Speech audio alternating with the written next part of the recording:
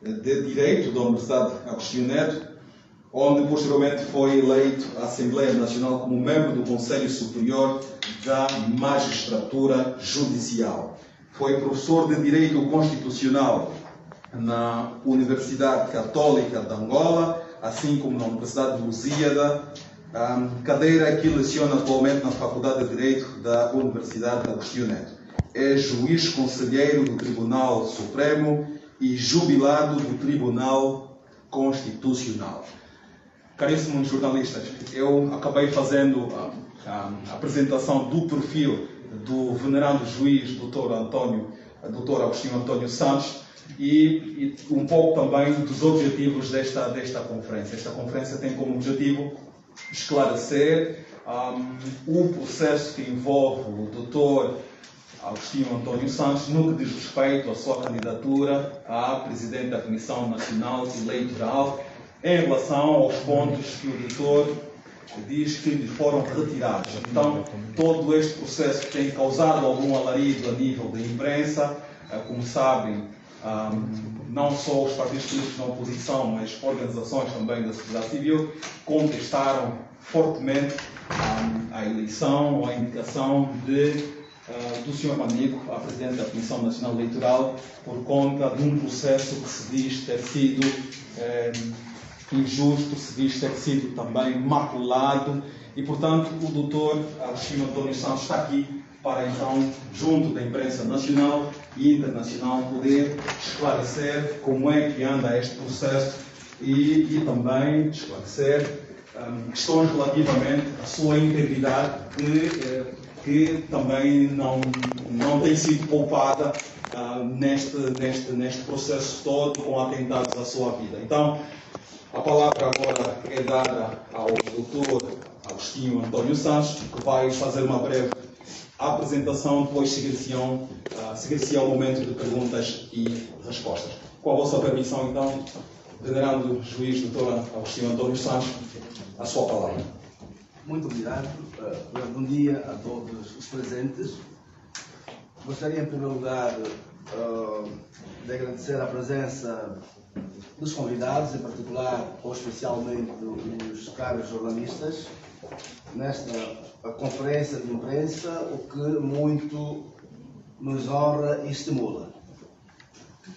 A razão de ser desta primeira conferência de imprensa com jornalistas angolanos e estrangeiros tem a ver com as sucessivas reclamações e ações judiciais que temos vindo a intentar junto das autoridades competentes desde 2020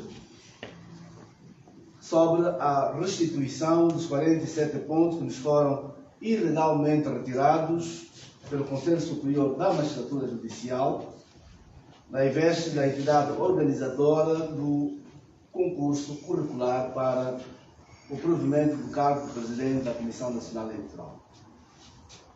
Ao invés de atenderem nossas reclamações e ações judiciais, fomos surpreendidos com um processo disciplinar intentado por um grupo de colegas do Tribunal Constitucional, isto é, os juízes conselheiros Carlos Buriti, Guilhermina Prata, Vitória Isata, Júlia Ferreira, Simão Vitor e Carlos Magalhães, tendo culminado com a medida disciplinar de suspensão de serviço por um período de 180 dias, com perda total da correspondente remuneração e antiguidade, incluindo a proibição de acesso às instalações do Tribunal Supremo e também do próprio Conselho Superior da Magistratura Judicial. Daí termos tempestivamente requerido o incidente de suspeição daqueles juízes, conselheiros, junto da veneranda juíza conselheira presidente do Tribunal Constitucional, a doutora Laurinda dos Prazeres Cardoso. Assim, preocupa-nos o facto de, em função do despacho da veneranda juíza presidente do Tribunal Constitucional, a doutora Laurinda Desfazer Monteiro Cardoso, cujo conteúdo pretende permitir a participação de juízes supramencionados na sessão de discussão e decisão do recurso extraordinário de inconstitucionalidade por nós interposto junto daquele tribunal, violando desta forma a Constituição da República de Angola, designadamente o seu artigo 72, que estabelece claramente o direito a um julgamento justo e conforme, e também a violação do Código de Processo Civil, mormente a linha G do número 1 do seu artigo 127, que estatui o direito à oposição de suspeição na existência de inimizade grave entre o juiz e alguma das partes. Ou seja, caso se confirme a participação daqueles juízes queixosos no ato de julgamento do processo acima referido, estará violado o direito constitucionalmente tutelado que assista a qualquer cidadão a um julgamento justo e conforme, visto que, ao terem estabelecido uma relação de inimizade extrema, diga-se mesmo de ódio conosco, enquanto uma das partes do processo, aqueles juízes queixosos, pelo seu comportamento, tornaram-se igualmente parte interessada no processo. E, como tal, já não depende da vontade subjetiva de cada um deles, e tampouco da vontade da juíza presidente do Tribunal Constitucional, uma vez que estão objetivamente vedados de participarem da discussão e decisão do recurso extraordinário de inconstitucionalidade por nós intentado, nos termos dos princípios, normas e valores estabelecidos pela nossa Carta Magna e pela legislação ordinária competente.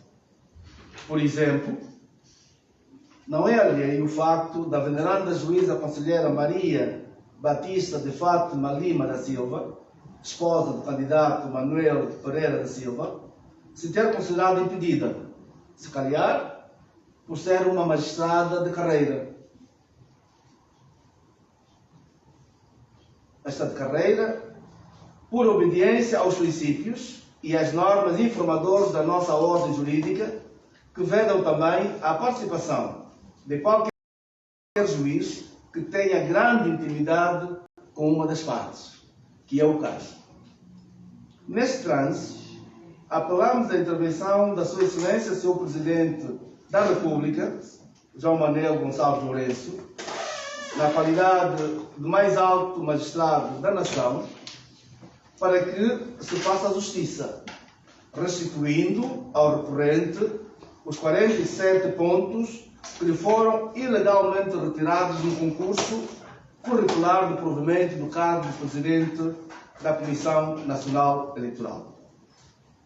Apelamos igualmente à Sua Excelência, Sr. Presidente da República, que faça uso da influência da sua magistratura, enquanto guardião da Constituição e da lei, para que se cumpram com os princípios, normas e valores plasmados na nossa Constituição da República, próprios, aliás, de um Estado democrático de direito, não permitindo que um órgão tão importante como a Comissão Nacional Eleitoral seja dirigido por alguém que não tenha vencido o referido concurso curricular, no caso em apreço, o Sr. Manuel Pereira da Silva.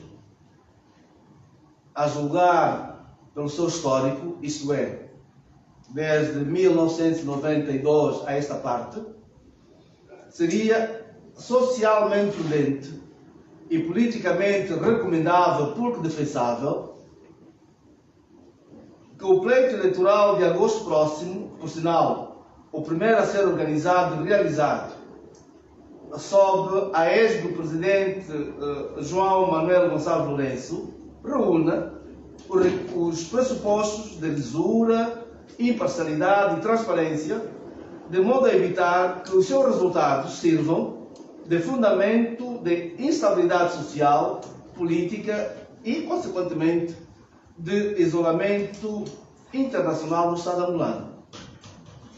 Estando a República de Angola num processo de transição política, visando a construção de um Estado democrático e de direito, cuja alma se reflete nos processos eleitorais que devem ser realizados com transparência e verdade eleitoral, Manuel Pereira da Silva, presidente putativo da CNE, não deve continuar legítima e legalmente à frente dos destinos desta nobre instituição, porque, além de não ter legalmente ganho o concurso curricular, também não preenche os critérios de probidade pública, idoneidade cívica e moral previsto na lei competente, a julgar pela prática de atos ocorridos durante a sua passagem pela Comissão Provincial Eleitoral de Luanda, que desencadearam os respectivos processos de crime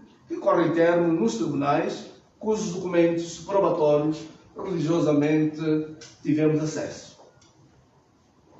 Pelas razões acima referidas, reiteramos, uma vez mais, o nosso apelo à Sua Excelência, Sr. Presidente da República, João Manuel Gonçalves Lourenço, visto que a Comissão Nacional Eleitoral deve ser uma instituição credível, acima de qualquer suspeita, de modo a que, independentemente dos resultados eleitorais que ela vier a declarar em agosto de 2022, sejam aceitos inequivocamente por todos. Finalmente, acreditamos piamente que as eleições, se forem realizadas com transparência, lisura, imparcialidade e direção de pessoas moral e civicamente idôneas, comprometidas com os interesses mais sublimes do povo angolano, honrando a memória de milhões de filhas e filhos eternamente queridos desta já martirizada pátria, elas, as eleições, se tornarão efetivamente em uma grande festa da democracia e da afirmação da cidadania de todos, de Cabinda ao Cunene, do mar ao leste. Muito obrigado pela vossa atenção. Posto isso, gostaria então de colocar-me à vossa disposição para as perguntas que vos aproveitem. Muito obrigado. Muito obrigado, venerando juiz. Caros jornalistas, está à vossa disposição o Dr. Agostinho Santos para as questões que acharem conveniente colocar sobre este processo, sobre estes esclarecimentos que acabou de fazer.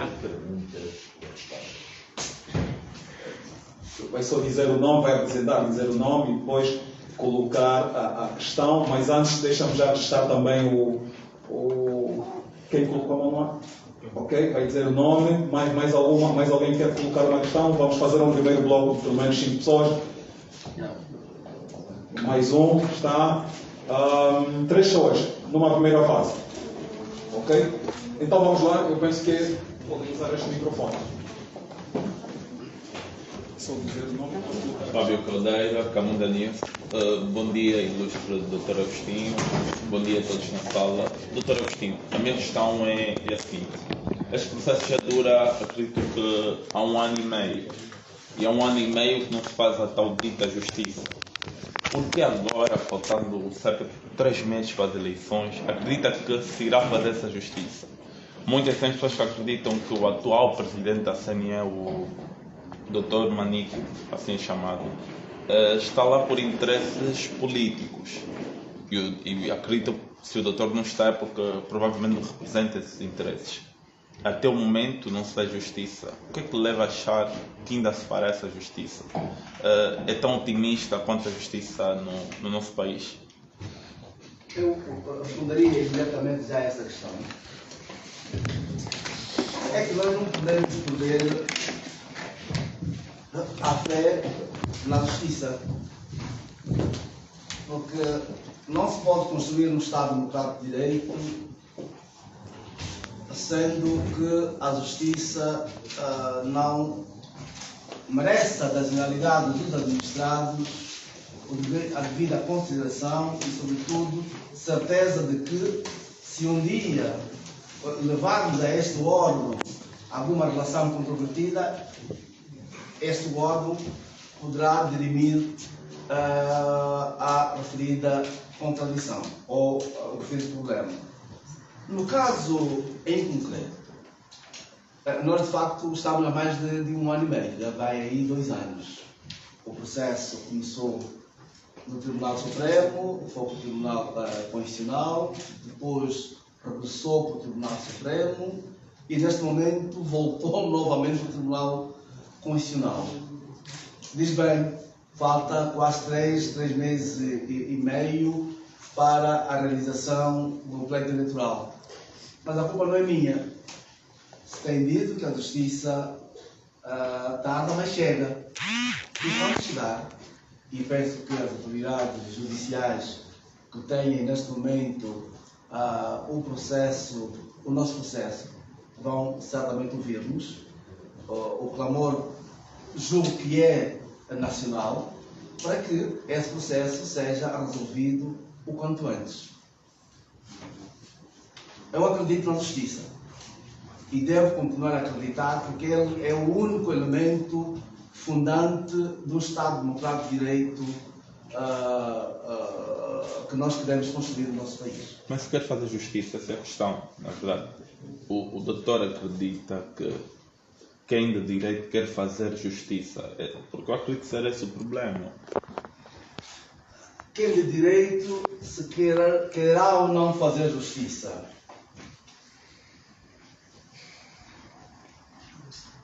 O direito de dirimir as relações controvertidas cabe aos tribunais. E não me ocorre a ideia de os tribunais terem interesse nesse processo, interesse particular nesse processo. Eu entendo que, apesar da morosidade, ainda assim entendo que estará a tramitar normalmente esse processo no tribunal onde se encontra e, no seu devido tempo, vai então esse tribunal dirimir. Eu acredito que se fará justiça. Muito bem. Passamos então para outra questão. Vamos agora admitir as 2 questões e depois o venerando juiz vai responder as mesmas. Bom, José Quiabora é meu nome, jornalista da Palanca TV. Eu tenho 2 questões para o venerando juiz. Durante a sua elocução... Candidato. Pois, candidato. Candidato. Obrigado. Durante a elocução fez menção de que lhe foi retirado 47 pontos pelo Conselho Superior da Magistratura Judicial. Qual foi o verdadeiro fundamento que lhe foi apresentado após a retirada destes 47 pontos? Depois, fez também menção de um outro assunto muito importante que tem a ver com o processo disciplinar. O que é que lhe foi informado quando este grupo de juízes colocar esse processo disciplinar na justiça contra o ilustre? Obrigado. Eu vou começar pela última pergunta. Doutor, vamos só aguardar mais 2 questões e depois já vai responder em bloco. Vamos agora ouvir Jerónimo Monteiro da Eclésia. Doutor, a minha primeira questão é a seguinte. O doutor disse há pouco que não acredita que os tribunais tenham interesses particulares nesse processo. E o doutor disse na sua intervenção que a sua reclamação já foi, digamos assim, teve uma intervenção negativa ao facto de terem suspenso o doutor em algumas atividades do próprio tribunal. A outra questão é se de facto... Não precisa de pergunta. Muito bem. Pergunta. Pois, o doutor fez referência há pouco que não acredita que os tribunais tenham interesse particular nesse processo. Está-se a falar da questão da justiça, não é? A questão, o cerne da questão é a justiça. E o doutor foi candidato do processo que elegeu tanto o seu colega e que carece de alguma reclamação, é alvo de reclamação por parte do doutor. E o caso foi entregue ao tribunal, o tribunal teve uma reação negativa, ao invés de julgar favoravelmente a questão que o doutor reclamam. E o doutor há pouco disse que os tribunais não acredita que os tribunais tenham interesses particulares nesse processo. Se não tem interesses particulares, tem então o interesse como um interesse coletivo, o interesse que, digamos assim, salvaguarda o bem da justiça. Portanto, é uma pergunta indireta, por assim dizer. A outra questão é se, de facto, caso, na eventualidade dos 47 pontos de que o doutor reclama, caso sejam repostos, automaticamente o doutor seria elevado à categoria já de presidente da Comissão Nacional Eleitoral. São essas duas questões. Tem mais uma inscrição? Vai responder já? Muito bem. Vou respondendo e naturalmente. E depois vamos prosseguir com a intervenção do jornalista. Recordando, poderei eventualmente. Começando desses 47 pontos. Os 47 pontos, o fundamento não me foi informado à Comissão, o Conselho Superior da Magistratura Judicial, quando, a 25 de janeiro de 2020, acabou por homologar o resultado do júri que ele próprio teria criado a fim de organizar o concurso curricular por provimento do cargo de Presidente da Comissão Nacional Eleitoral. A 25 de janeiro, dizíamos, o plenário do Conselho Superior da Magistratura Judicial acabou por homologar e esses resultados foram contestados por mim. Confesso-vos que apresentámos, numa primeira fase, várias reclamações, a chamada fase graciosa. E o Conselho Superior da Magistratura Judicial não teve em nenhum momento a dignidade de responder a uma delas. Ou seja, eu até agora não sei porque é que me retiraram os 47 pontos. Daí a nossa existência. O que nós temos estado a fazer durante esse período todo é dizer, por outras palavras, Conselho, subtraíste da minha candidatura 47 pontos. Explique-se. Porquê que me foram retirados os 47 pontos? É tão simples quanto isso. E o Conselho, de lá a esta parte, fechou sem copas. E por isso é que nós demos outros hábitos, que é a fase contenciosa. Infelizmente, e eu digo isso infelizmente, porque o presidente do júri, o Dr. Joel Leonardo, acabou por ser catapultado também para presidente do Tribunal Supremo e, por inerência, presidente do Conselho Superior da Magistratura Judicial, que organizou o concurso curricular de provimento do cargo do presidente da Comissão Nacional Eleitoral. As coisas complicaram-se, de tal sorte que até hoje não temos nenhuma resposta, nem verbal, nem por escrito, por parte do Conselho Superior da Magistratura Judicial. Para responder à questão, a primeira questão, o fundamento da retirada, que eu não conheço e gostaria que o Conselho se pronunciasse a respeito disso. Talvez ele agora poderá pronunciar-se junto do Tribunal onde corre o termo, neste momento, o nosso processo, nesse caso, o Tribunal Constitucional. Medida disciplinar. Medida disciplinar foi proposta por um conjunto de colegas meus, do qual fiz menção, com o fundamento de, no fundo, pretendiam que eu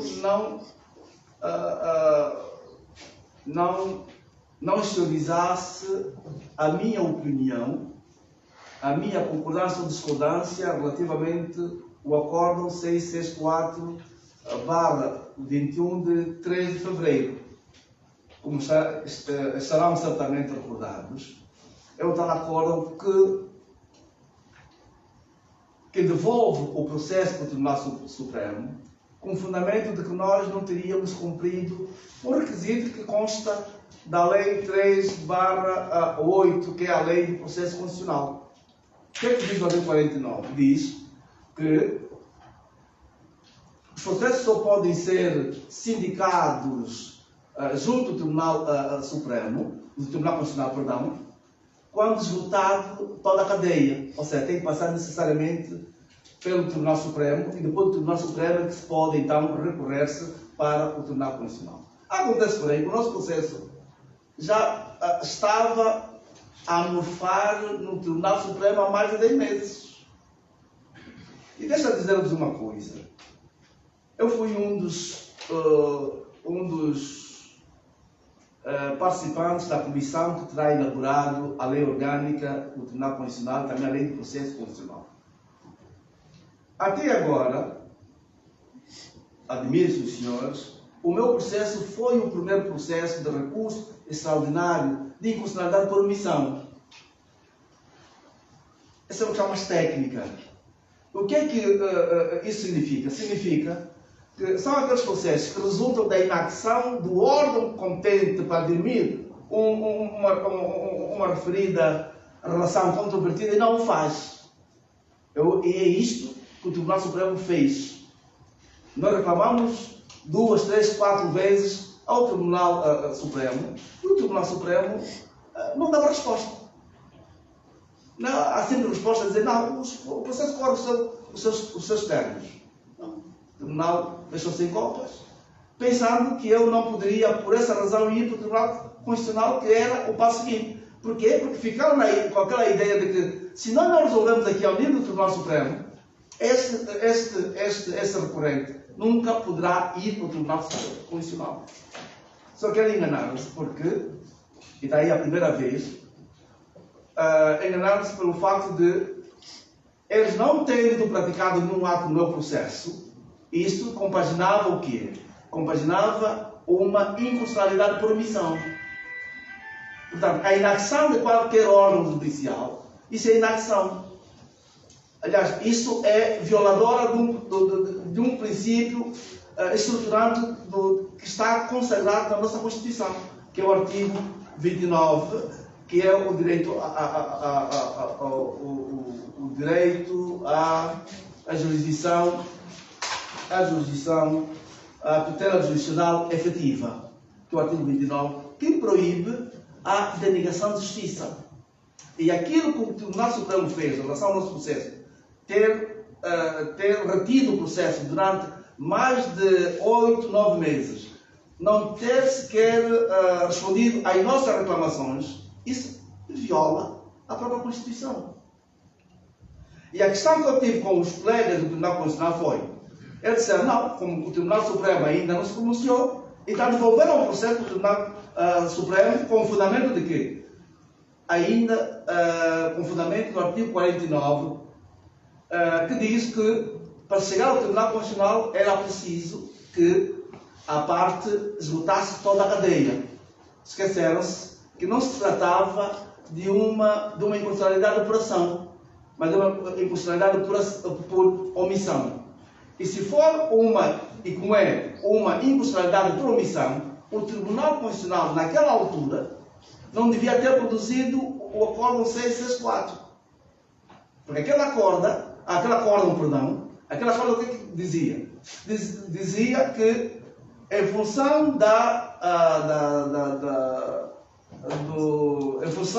do facto do Tribunal Supremo ainda não ter decidido sobre o nosso processo, nós nunca poderíamos, recorrer ao Tribunal Constitucional. Dissemos que não. Aí há uma omissão. E a omissão viola um princípio fundamental consagrado na nossa Constituição, que é exatamente o requisito da denegação de justiça. E nesses casos de inconstitucionalidade por omissão, a própria Constituição diz no artigo 28, que tem a epígrafe força normativa, força jurídica da própria Constituição, que, estando violados direitos, liberdades e garantias, aplica-se diretamente à Constituição. E eles não fizeram. E eu disse aos meus colegas, não, vocês, ao aprovarem como aprovaram este Acórdão 664, violaram a própria Constituição. E violaram a própria Constituição por quê? Porque eles deram primazia a uma norma ordinária, de uma lei ordinária, que é o tal artigo 49, em detrimento de uma norma constitucional, que é o artigo 28.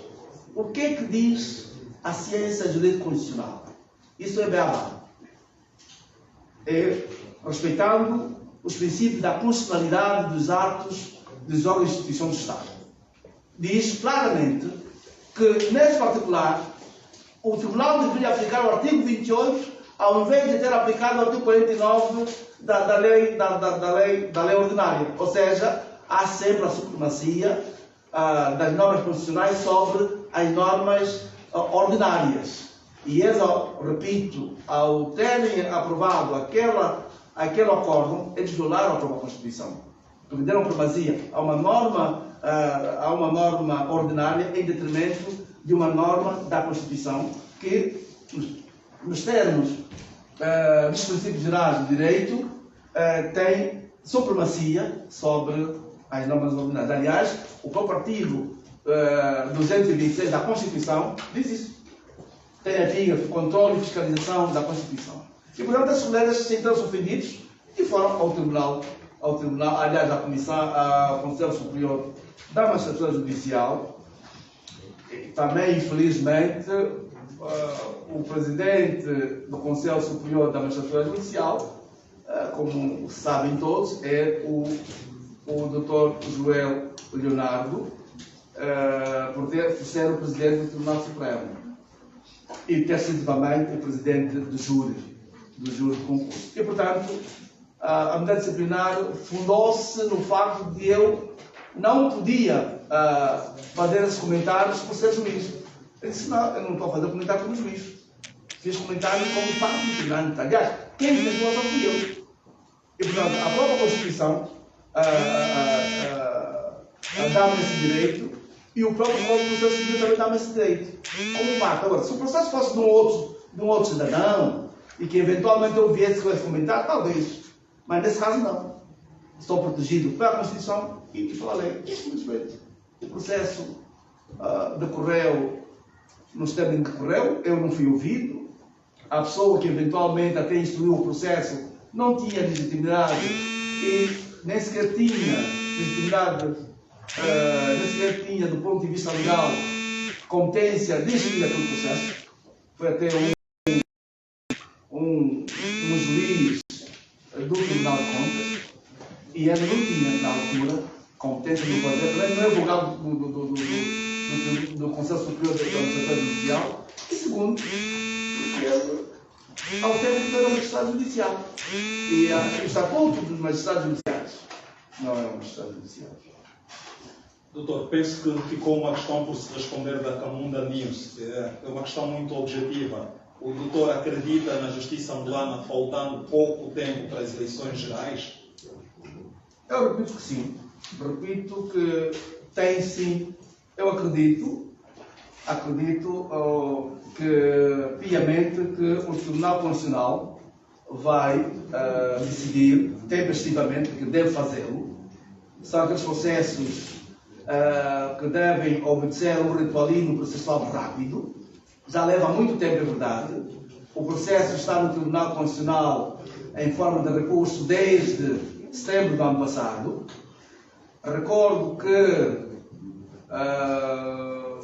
a nossa preocupação, e nós mencionamos isso, foi que quando o processo deu entrada no Tribunal Constitucional, a juíza conselheira presidente do Tribunal Constitucional terá indicado ou distribuído o referido processo a um daqueles juízes queixosos ao Conselho Superior, que terá de voltar à medida disciplinar.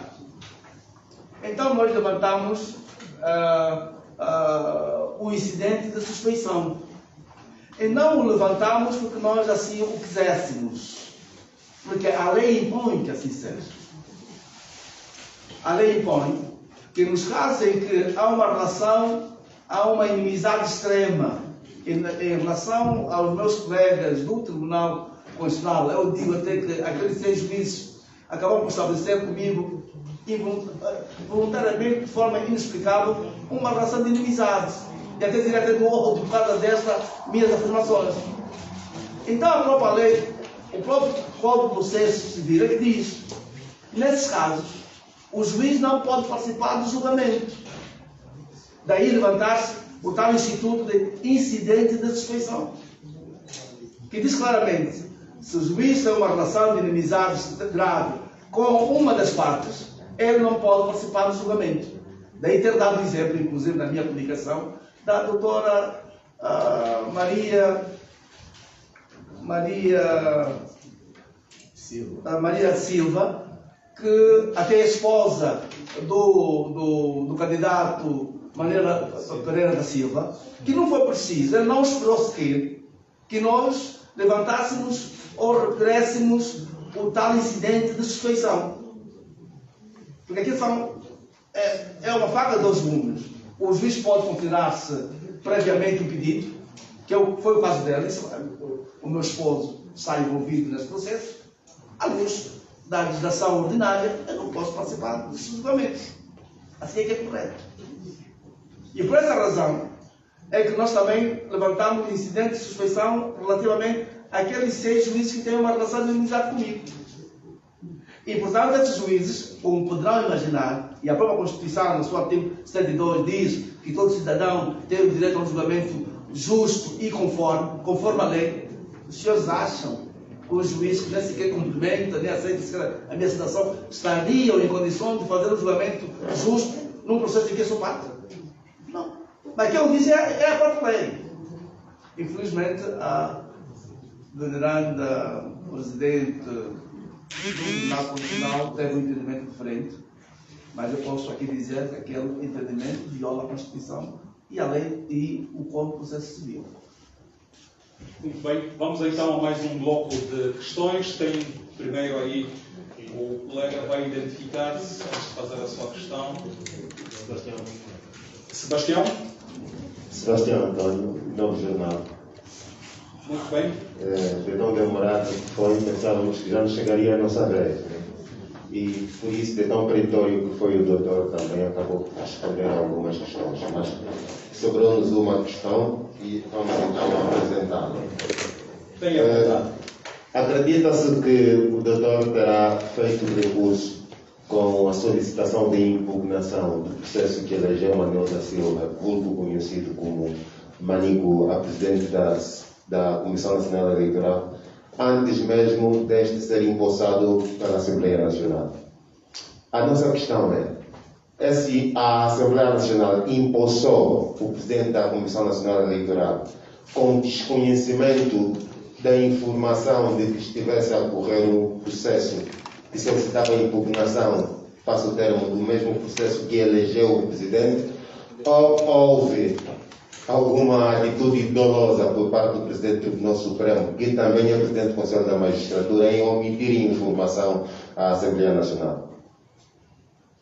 Sobre essa questão, eu posso responder imediatamente. Também é sabido, é público, a minha posição relativamente ao ato praticado pelo juiz conselheiro, o Joel Leonardo, e eu, inclusive, tempestivamente, eu estive na Assembleia Nacional, informei a Assembleia Nacional de que corria a termos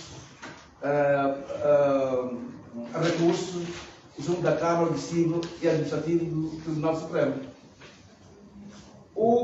E nos termos da lei, havendo estes recursos, Manico ou o senhor Manuel Pereira da Silva nunca devia ter sido exonerado.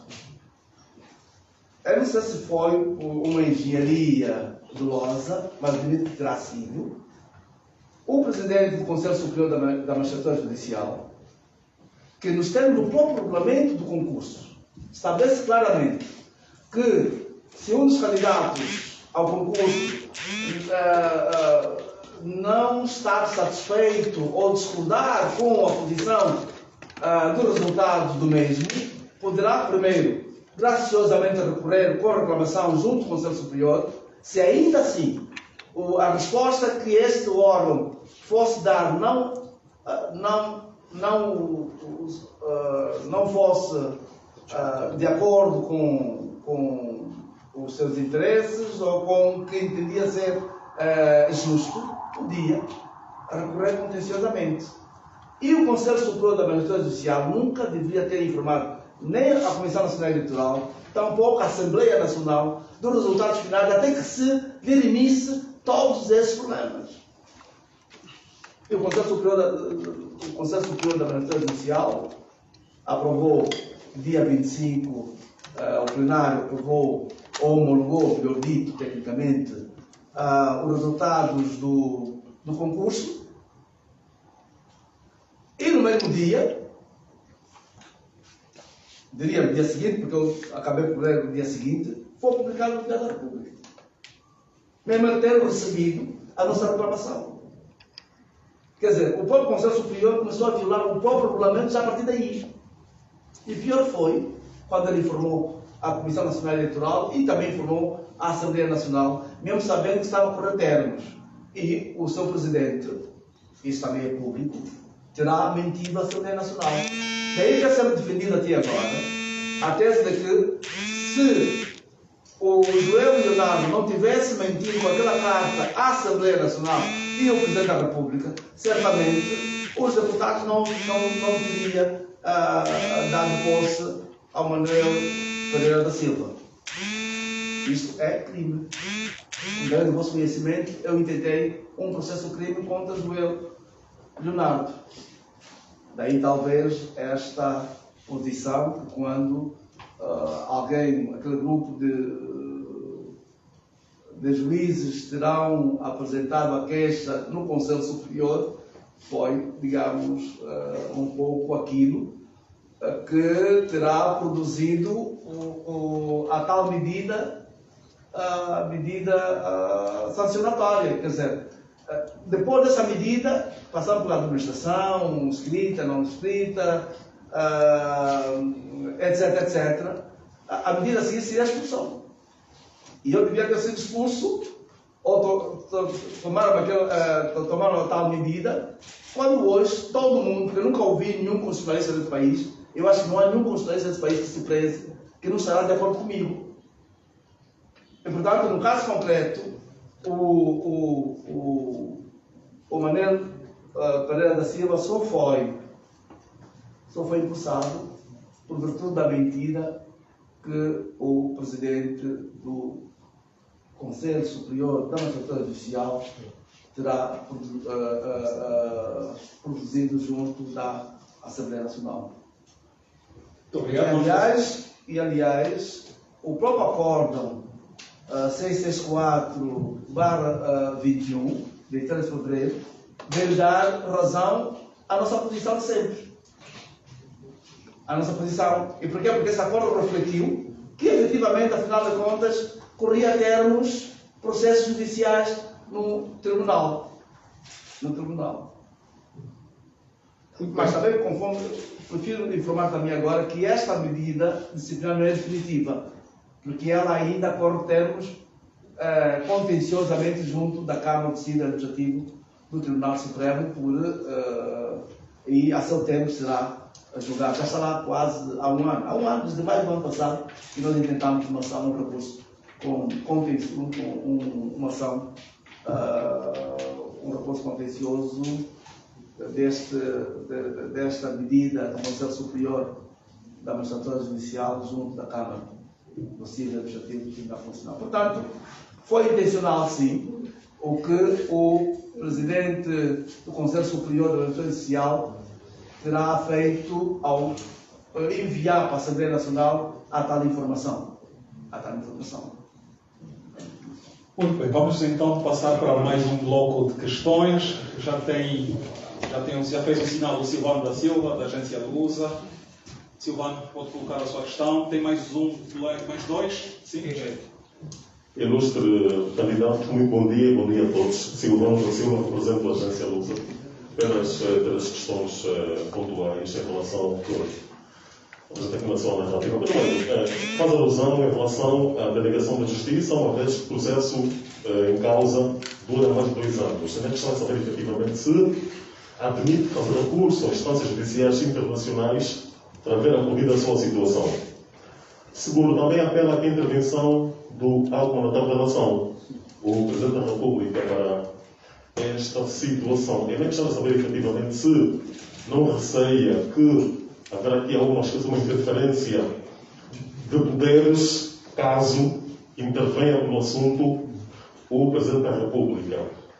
Por último, também disse na sua comunicação inicial que o atual candidato eleito, Presidente da CNE, está maculado, tem um percurso de máculas, disse-o, mas eu gostava de saber que consequências pontuais o processo eleitoral alemão deverá ter caso continuemos com o atual Presidente, como faz referência, que está maculado no seu percurso a nível das ações que desempenhou no país. Obrigado. Obrigado, Sr. Jornalista. Muito bem, vamos ouvir Está a mais. responder? Eu posso responder. Podíamos fazer em bloco para melhor economizarmos. Está bem. Começando por esta última. Qual é. Eu perguntei ao Sr. Jornalista. Se alguém com o currículo do subejamente conhecido Manuel Pereira da Silva, uma pessoa que não terá ganho, até para o contrário, o concurso curricular. Uma pessoa que não preenche os pressupostos ou os critérios de probidade pública, de idoneidade cívica e moral, a julgar por tudo aquilo que, enquanto Presidente do Tribunal, da Comissão Provincial Eleitoral de Luanda, terá resultado do inquérito que o anterior Presidente terá mandado instaurar relativamente aos dinheiros. E nós tivemos, por isso que eu incluí na nossa informação, o contato com este dossiê.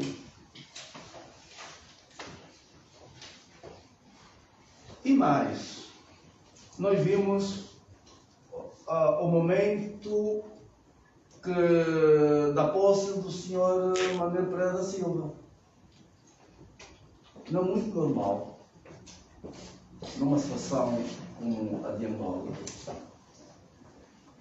que a gente encara os resultados eleitorais das futuras eleições de agosto com tranquilidade.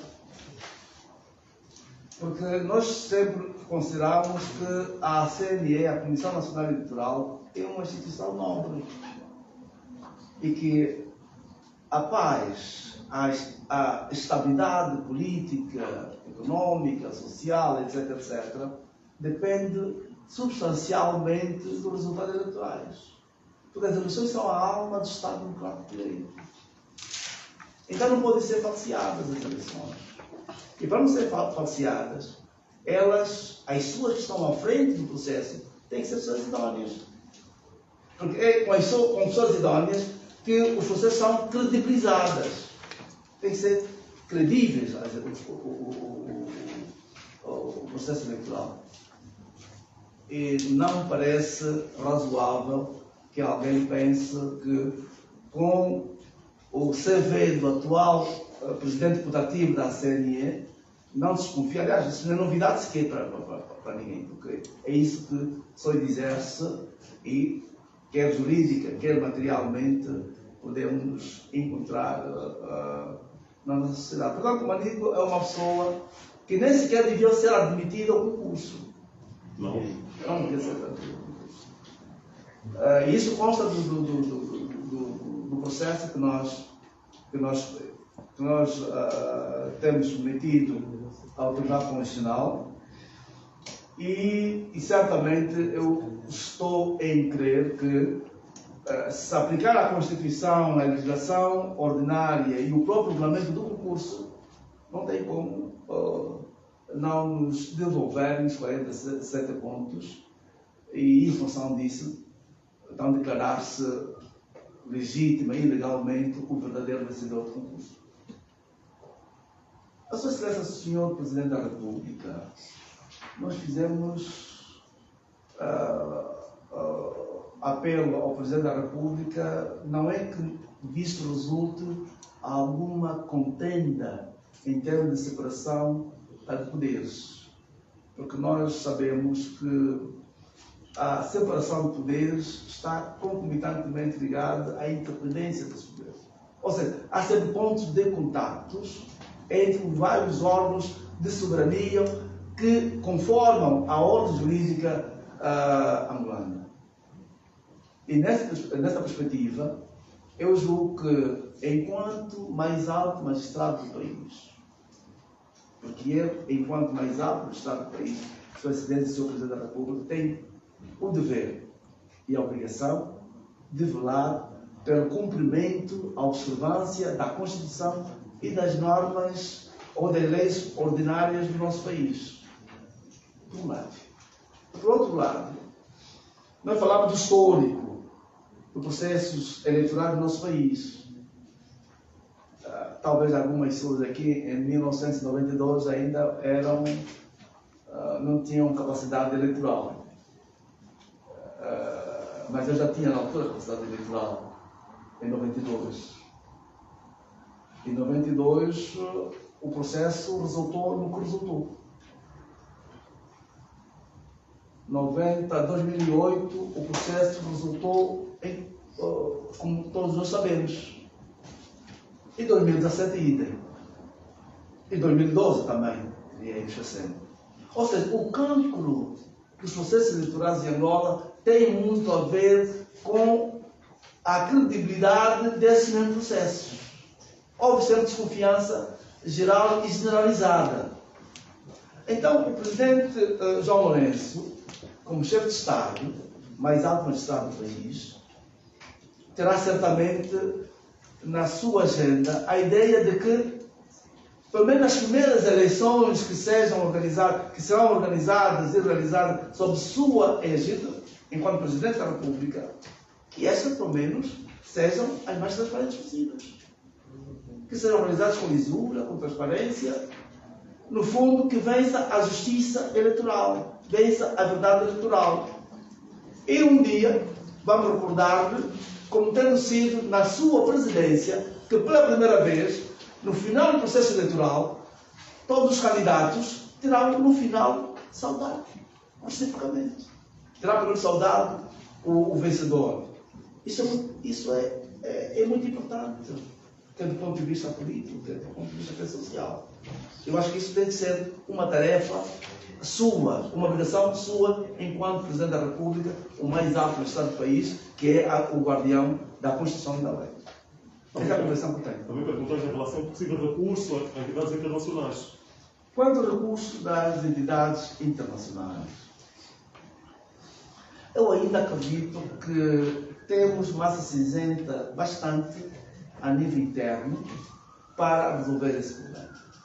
Eu entendo que o grande desafio que temos, ou que o Tribunal Constitucional terá neste momento, é apenas ver os factos que foram presentes e aplicar sobre esses factos a Constituição e a lei. Continuo a acreditar, objetivamente, que o Tribunal Constitucional, como instituição, tem como missão, aliás, é a primeira instituição do país que tem essa missão, de exercer o controle e a fiscalização dos atos dos diferentes órgãos e instituições do Estado.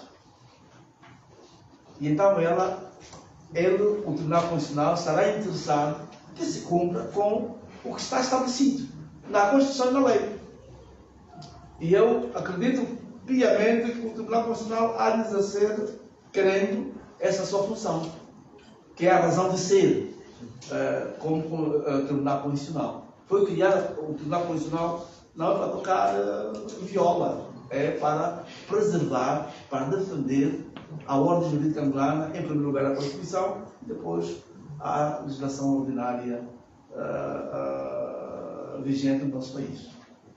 Julgo ter respondido à questão do Sr. jornalista. Muito bem.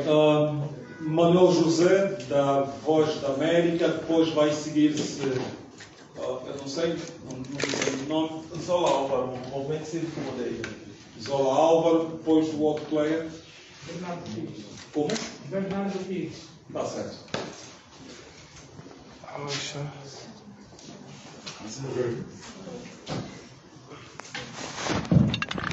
Obrigado.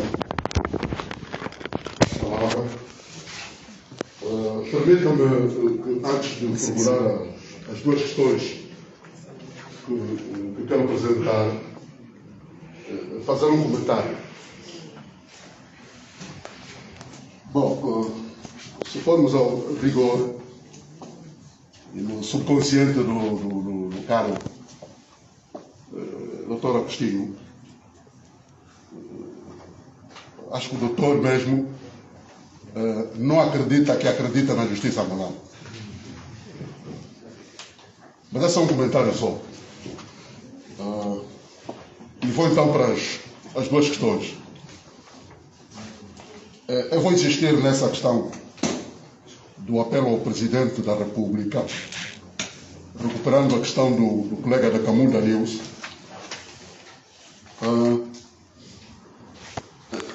Esse apelo, na verdade, também veio provar um pouco do comentário que fiz inicialmente, que o doutor está mesmo a apelar à interferência de poderes da justiça. E daí esse meu comentário mesmo, dizer que o doutor mesmo acho que não acredita, que acredita na justiça.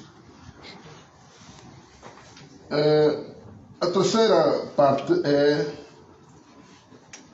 para além da perda do ordenado que mencionou, terá sofrido mais alguma pressão, a sua integridade física, enfim, telefonemas, enfim, família? Terá sofrido outro tipo de pressão? Queria perceber isso. Obrigado. Obrigado. São perguntas não objetivas, mas eu ainda quero reiterar a minha posição. Eu entendo que a justiça angolana não passa por bons momentos. Pelo menos é aquilo que a gente percebe das apresentações, das conversas, das SOAs, síndicos, da nossa gente, tratamentos políticos, dos intelectuais, dos técnicos superiores e outros das diferentes áreas do saber científico.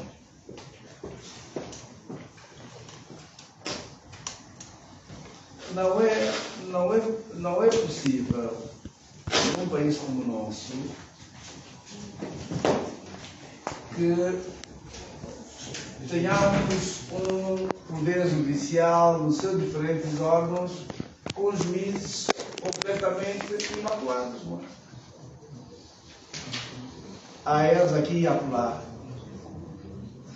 O importante é que os órgãos responsáveis por velar pela gestão e disciplina desses mesmos juízes atuem tempestivamente.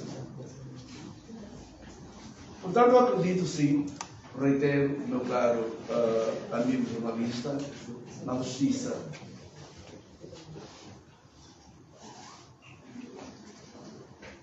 Quanto à tua questão de se eu percebi alguma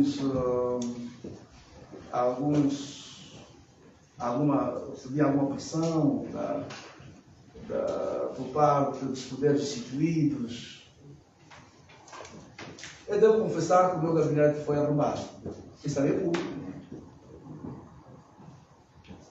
Eu sofri este abuso de nem sequer, e não está na lei, de não poder sequer, durante esses 6 meses, ficar sem salário e não poder sequer ir ao meu gabinete. E pior, nem sequer poder ir ao próprio Conselho Superior da Magistratura Judicial. É que quando eu fui apresentar, levar a nossa reclamação com a minha advogada, tivemos problemas sérios para entrar no próprio Conselho Superior da Magistratura Judicial. Então pergunta-se, quer dizer, então há uma ação, há uma medida disciplinar, e a própria lei permite que a pessoa avisada, ou contra a qual a medida foi tomada, poder reclamar. E para poder reclamar, não vou mandar via DHE, certo? Tenho que ir com um advogado ao próprio Conselho Superior. Que de hoje, se você sequer está permitido a entrar no próprio Conselho Superior, se o advogado está na lei, não está na lei. Isso compagina aquilo que a gente chama abuso de poder. O meu advogado, inclusive, quase que por um triz teria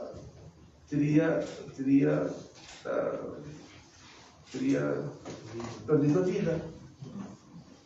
Eu não posso afirmar categoricamente que resultasse disso, mas também nada espelho que seja que ele tivesse algum problema fora disso, mas lá por aí que ele até hoje está com problema de saúde devido à agressão brutal que sofreu, ficou quase 3 meses na UTI e todas essas situações, quer do arrombo do meu gabinete, quer numa situação do meu advogado, eu informei ao mais alto estado do país sobre essa situação. É tudo. Muito bem. Zola Álvaro, vai só dizer saudações a todos e a todas. Meu nome é Zola Álvaro, sou membro do Movimento Cívico Mudei. Estou atento a intervenções de todos até agora. Parece que estamos a falar sobre um país normal, que não é. Eu acho que estamos a nos iludir um pouco. Estamos aqui a apelar com todo respeito ao candidato, claro. Bom, eu percebi que o candidato e frisou muito bem sobre o histórico pecaminoso da CNE, e isso fala muito dos resultados que tivemos de todo o processo eleitoral. E pelas próximas, daquilo que se vai perspectivar sobre as próximas eleições, nós esperamos, de facto, um resultado diferente. Veio aí, desde a construção do próprio processo de candidatura para o presidente da CNE, aconteceu nesse processo todo um conjunto de vícios, e ainda assim culminou com a tomada de posse do atual presidente Manico na Assembleia Nacional, que vimos a ausência de todos os deputados da oposição, tendo assim estado presente na Assembleia Nacional só os deputados do partido nesse momento que do MPLA, claro, isso é muito óbvio. Então percebo que houve um arranjo político, isso é muito óbvio, até agora, para que então se conseguisse figurar a presença do presidente Manico como presidente da CNE.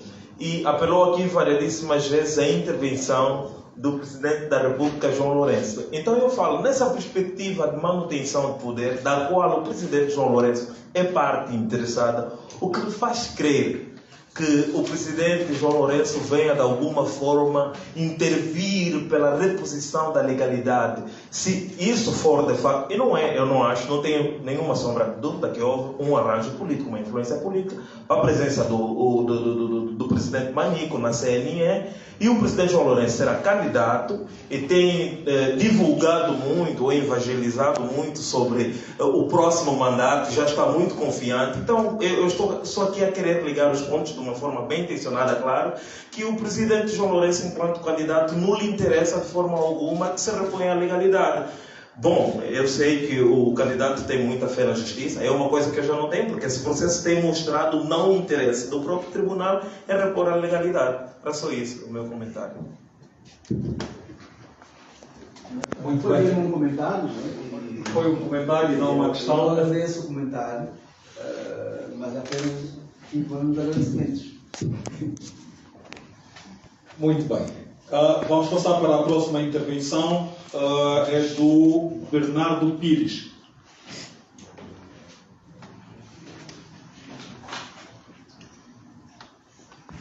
Muito boa tarde a todos. Bernardo Pires, portal Isto é Notícia. Cheguei um pouco atrasado, mas tenho apenas uma única questão. Caso o Dr. Agostinho vença este processo, esse litígio, permita-me a expressão, e seja impulsado pelo Presidente da Assembleia, a minha questão é a seguinte: que tipo de Presidente da CNE, Presidente da CNE, a minha questão é a seguinte: que tipo de CNE poderemos ter sob sua liderança face aos vícios que aqui elucidou, que já temos assistido desde 92, não, que já se tem assistido? Que tipo de CNE poderemos esperar sob sua liderança? Essa é uma pergunta Uma pergunta objetiva. e tenho que respondê-la com objetividade também. Eu julgo que será diferente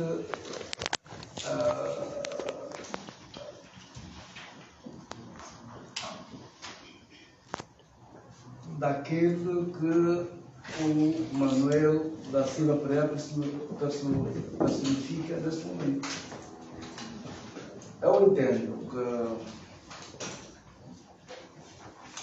a CNE é uma instituição nova, ou deve ser uma instituição nova. A Comissão Nacional Eleitoral é uma instituição que representa a alma democrática no nosso país. Não se pode falar do Estado Democrático de Direito sem eleições livres e justas. Não podemos falsear os resultados eleitorais. Hoje, mesmo na sociedade internacional, já há vários autores que dizem que os golpes de Estado, sobretudo do Estado Democrático de Direito, não resultam apenas de assaltos militares ou de serviços de segurança, mas resultam também, e sobretudo, e cada vez mais, do falsear dos resultados eleitorais. Porque o Estado Democrático de Direito tem um princípio estruturante que é este. Tem um princípio da soberania popular. Que significa, por outras palavras, que os titulares dos órgãos elegíveis do Estado Democrático de Direito devem resultar da vontade popular. E quem falsear a vontade popular, quem faltar com a verdade eleitoral, estará a aplicar um golpe de Estado.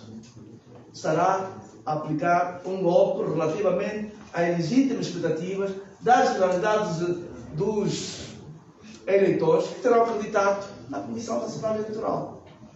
A Comissão Nacional Eleitoral só tem que trabalhar no sentido para que a justiça e a verdade eleitoral se sobreponha a todas as maquinações eventuais dos concorrentes ao poder político. Nós apenas não faríamos milagre, apenas aplicaríamos a lei, aplicaríamos a Constituição, no sentido de tornar a CNE um órgão transparente, mas acima de tudo, escuso falar agora, há outros vícios que, se eu disser agora, acho que aí mesmo é que nem sequer poderei ter os 47 pontos de bom. Eu acho que o problema, e deixa eu dizer-vos isso, da CNE também tem a ver muito com a excessiva partidarização da CNE. Não pode a CNE ter a composição que tem, e sobretudo porque emigram os problemas da Assembleia Nacional para a CNE. Mas fazem, depois disso, se chegarmos lá, depois fazem a pergunta a mim, o que é que eu tenho como projeto para a CNE? Agora acho que é inadequado, é imprudente que eu falo o que eu entendo, caso seja declarado legal e legitimamente presidente da CNE, restituindo os pontos que foram ilegalmente retirados. Nessa altura falaremos melhor sobre o que é que eu penso da CNE. Mas que é verdade que um dos vícios da CNE é a excessiva partidarização. Do meu ponto de vista, não deveria sequer haver um militante do partido na CNE. Deviam criar um órgão OAP que fosse talvez fiscalização da própria CNE, mas que não tivesse a intervenção com comissários que temos hoje. Mas é outro rosário, um outro momento. É apenas um ponto crucial que eu entendo que eu tenho, inclusive, da composição atual da CNE, que não ajuda que ela tenha, que exerça efetivamente a sua função como uma instituição imparcial, uma instituição que zele pela lisura, transparência do processo eleitoral. Porque cada um que lá está quererá puxar a brasa da sua sardinha. Os representantes de partidos políticos são concorrentes. Não pode ser árbitro, estar sendo jogador. Não pode. Arte é arte, jogador é jogador. Portanto, há seu tempo podemos apresentar nossas ideias relativamente à refundação, diria eu, da própria CNI. Muito bem, estamos a chegar para a parte final desta conferência de imprensa. Eu ia dar a oportunidade a mais uma ou duas pessoas no máximo. Mais uma ou duas pessoas, sim. Está inscrito o Alexandre Neto e também o Isidro Cangão, não. Canganjo, perdão. Canganjo. Muito bem. Então vamos ouvir a questão do Alexandre Neto e depois do Isidro Canganjo para fecharmos este bloco de questões. Obrigado, Dr. Agostinho.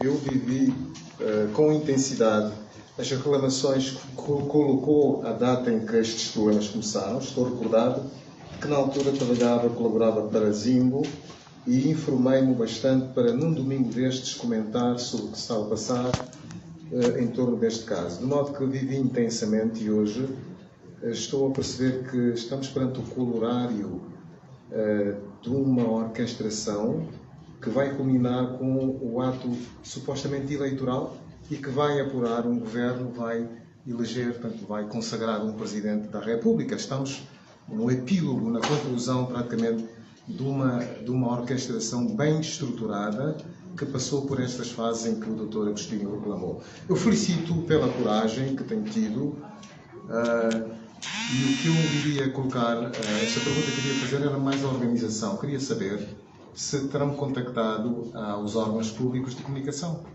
e se tem alguma razão objetiva que fez com que eventualmente eles não viessem cá parar, porque noto que eles não estão presentes. Isto também pode, a partir de denotar posicionamentos a favor de uns e contra outros. Era isso que eu queria colocar. Muito obrigado.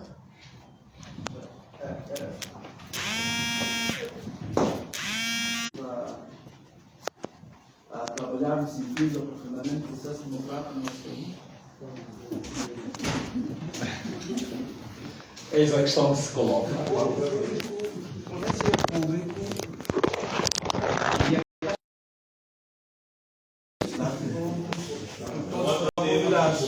a palavra da TV, que agora está sob tutela do Estado, também está presente. Tá bom. É saudável. Os órgãos públicos devem tomar a dianteira na perspectiva, quando não, a dianteira fica lado ao lado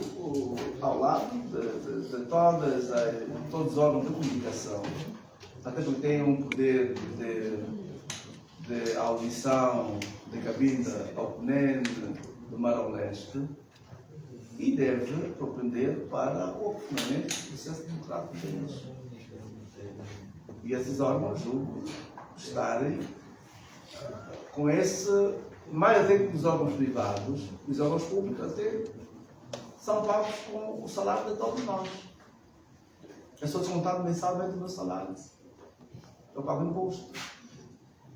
É desse imposto que resulta o salário também de todos nós para o pagamento dos serviços dos órgãos públicos.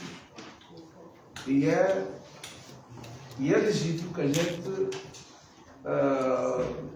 gente exija que os órgãos públicos, sobretudo aqueles que a gente conhece, a TPA, a Rádio Nacional e os outros, a Zimbo, inclusive, se é público ou semipúblico, não sei, esses devem estar onde deviam cá estar para poder levar essa mensagem a todos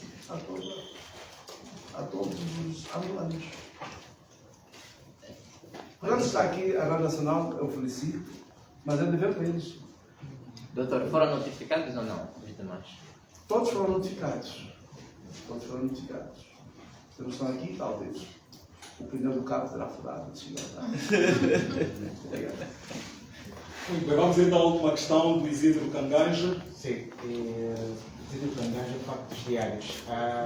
Eu quero falar de dinheiro. 6 meses sem salário, estamos a falar da captação de quantos milhões de kwanzas e também o que eu gostava de saber é quem é o autor principal deste cancelamento de salário. autor principal desse cancelamento salário? Sim.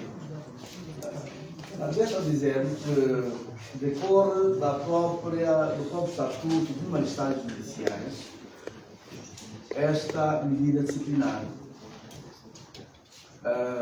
Por exemplo, a medida de ficar 6 meses sem salário decorre da própria lei. Esta lei é incondicional, a seu tempo nós inclusive vamos dar isso. Porque não há nenhum trabalhador que deve cortar o seu salário. Pode-se tirar um terço, um quarto, o que seja, mas todo o salário durante 6 meses eu vivi de empréstimo. Né? Agora, o que eu estou a fazer nesse momento é devolver parcelarmente aos meus credores. Estamos a falar dos quantos? De quando é que eles retiraram? Sim, quando ele devolver. Na verdade, fico até com vergonha de dizer quando é que nós recebemos. Não, mas é bom, precisamos de saber, eu particularmente. Ter uma ideia do que devem lhe devolver, porque eu acho que é justo, então nós precisamos saber mesmo. Sim, pelo menos a mais de 10 milhões. A mais de 10 milhões. Mais de 10 milhões. Que é muito dinheiro para mim. Sim. E de tudo nós que temos as famílias que temos, não? E o pior é que os meus credores estão a pedir juros também, né? E então é uma questão que eu esperava que seja apresentada, que tem a ver, por exemplo, com o facto de estar apenas 3 meses das eleições. E algumas correntes não, algumas pessoas têm uma intencional de dizer, mas já estamos há 3 meses, é melhor que as coisas fiquem mesmo já assim. Não, as coisas não funcionam assim. Nós temos no nosso país exemplos como a da Susana Inglês, eu tenho estado a retirar esse exemplo, que terá permitido que o ex-presidente Silva Neto fosse para a CNE empossado menos de 2 meses. Acho que foram 45. Não entendo? Foi em agosto de 2012. Sim. Faltava parece que uma semana. Assim, nós damos uma... Pior ainda, se faltava uma semana. Não, porque é assim. A CNE não é o presidente, o seu presidente. É verdade que o seu presidente dirige todo o processo. Mas tem os comissários, que também têm as suas responsabilidades por áreas, e não só.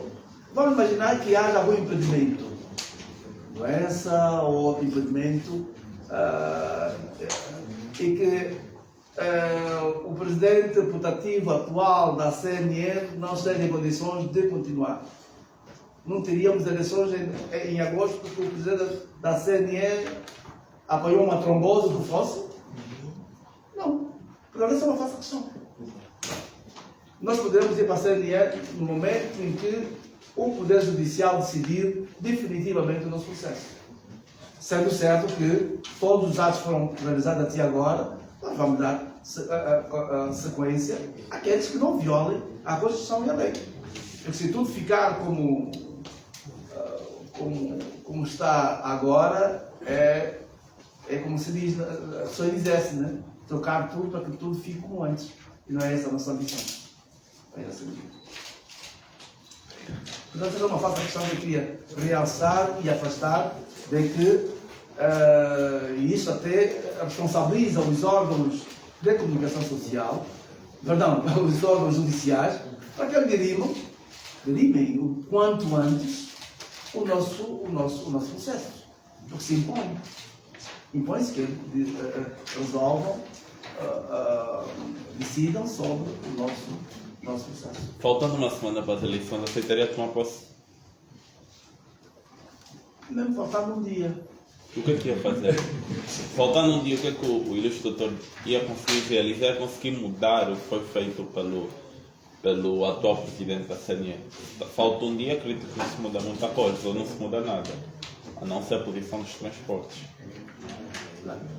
A nossa visão para a CNE, quando me propus candidatar-me para a CNE, eu não estava apenas a olhar para as eleições de agosto. Porque a CNE tem que ser refundada também, ela própria. Tem que ser refundada. Tem que ser cristalizada, estruturada em outros princípios e normas. E uma das coisas que eu disse é aquela, que reitero, é a excessiva partidarização da CNE.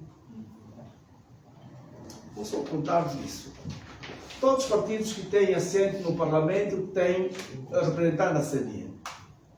Mas não são apenas os partidos que têm assento no Parlamento que participam do pleito eleitoral. Nesse nicho já há uma discriminação. Que diz os demais partidos que não participam, que não têm assento neste momento no Parlamento e que não têm representado a CNE. Essa é uma das questões que nós podemos aprofundar num outro momento, num outro usado. E talvez por ter exprimido algumas das minhas condições, talvez isso possa dificultar muito o nosso processo. Neste momento, o que é importante é que o Tribunal se pronuncie sobre se tem ou não legitimamente direito a que me devolvam os 47 pontos. Isso não vai ser culpado. Por isso que eu falei ao Presidente da República. Porque eu acho que é o Presidente da República, e eu acredito piamente que o nosso Presidente tem essa visão também, é de ver que no final do pleito eleitoral, se um outro candidato ganhar, ou ele vier a ganhar, os outros participantes, os outros players, o felicitem. Nós vimos isso em toda a parte do mundo, que até transmitem alguma legitimidade acrescida. Eu acho que o Presidente saberá de que modo, sem que isso signifique necessariamente interferência, porque ele não pode segurar, ir para o tribunal, dizer, faça isso, faça aquilo, faça aquilo. Mas só dizer que apliquem a lei e a Constituição, isso é muito importante. E é isso que nós temos vindo ao longo desse tempo todo dizer.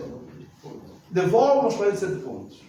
Peçam explicação ao Conselho Superior da Magistratura Judicial porque é que me foram retirados os 47 pontos. É só isso. É só isso. Não sei se os senhores jornalistas acharão que eu estarei a pedir muito. Eu estou a pedir a pessoa errada, eu acho. Só isso. Não, a pessoa certa são mesmo os tribunais. Não, o Presidente não é, enquanto candidato interessado na manutenção do poder, eu não acredito que ele seja uma pessoa interessada a repor ou apelar à reposição da legalidade. Eu acho que isso possa ser uma mera ilusão ou uma fé muito aguçada da nossa parte. Talvez seja. Vamos fazer fé que, de facto, este apelo seja ouvido e seja reposta à legalidade. Muito obrigado, então. Agradecemos a todos os jornalistas e à disposição também do Dr. Agostinho por estes esclarecimentos e convidamos também a todos os presentes para tomar um café, uma água, um sumo aqui ao lado. Muito obrigado e até a próxima oportunidade.